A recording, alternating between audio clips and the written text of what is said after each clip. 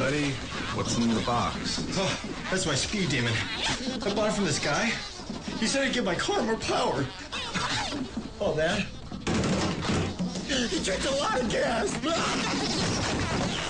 You wanted more power. Wouldn't this have been smarter? Yes. E3 spark plugs diamond fire technology delivers superior power and exceptional fuel efficiency.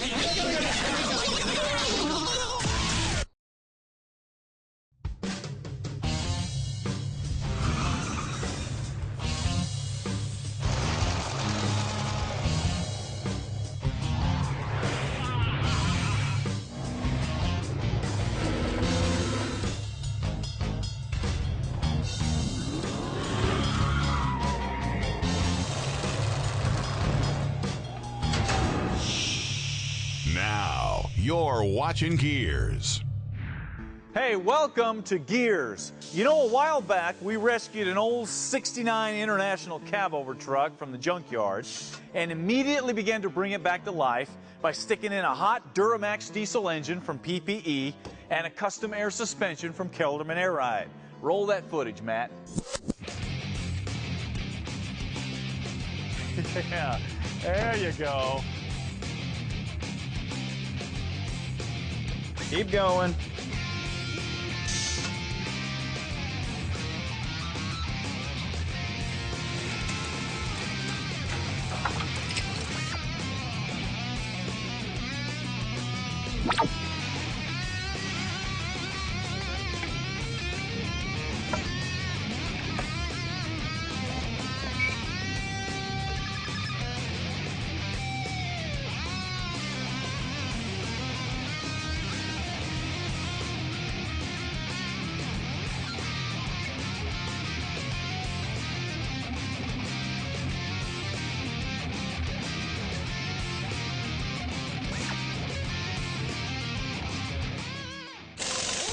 And since then, people have been dying to know what goes back here.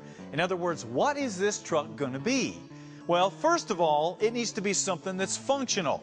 I mean, it actually has to have a use and a purpose, like this.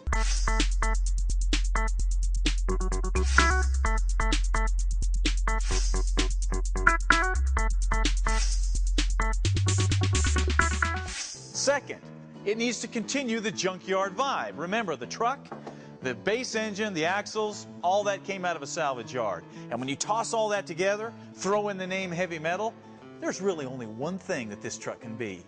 That's right, a hot rod tow truck. So the search was on to find the right tow bed for this project. And that search took us to Hartford, Connecticut, and a place called Corona's Auto Parts. Corona's Auto Parts has been in business since 1937. Making it one of the oldest salvage yards in Connecticut, or anywhere else for that matter.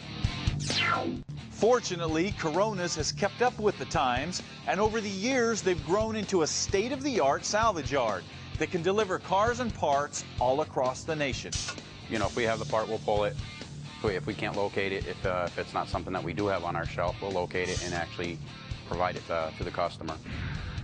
But a truck like heavy metal has got to have a vintage tow bed on it. And the truck that caught my eye was Corona's old tow truck, long since retired, sitting out back in the weeds. Truck pretty much was running for police calls, police towing, abandoned vehicles, junk vehicles. Of course, this was perfect for what I had in mind for the heavy metal project. So, in just a few days, we found ourselves unloading a classic dual wrecker bed. You do body work on that with a sledgehammer. Yeah, look at that. That's quarter-inch steel, man. And look at those dents in there, though, man. Ain't no way I'm going to pound those dents out. This is great. This is great.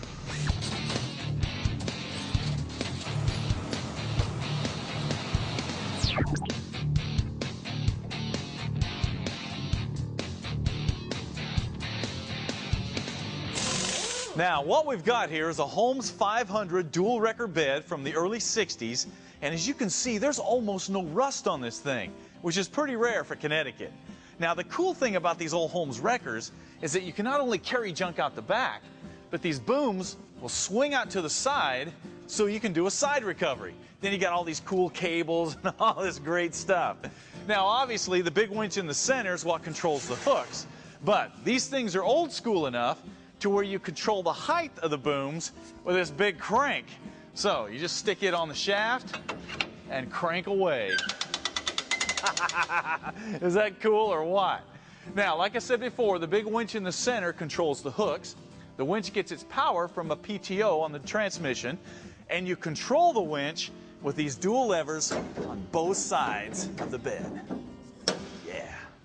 Up front, you have storage and tool bins, and of course your light bar, all built by Holmes back in the day.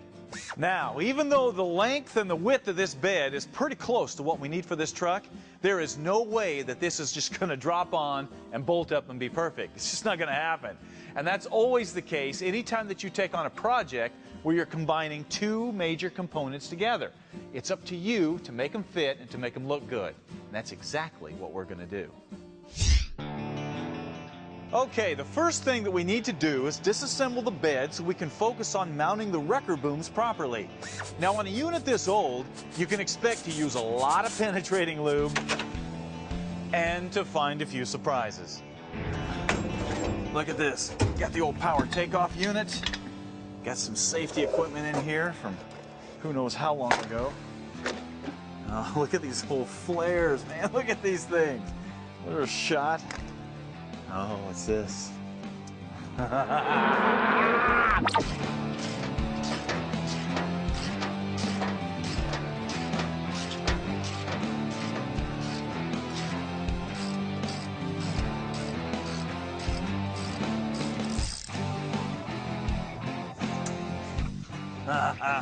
There you go.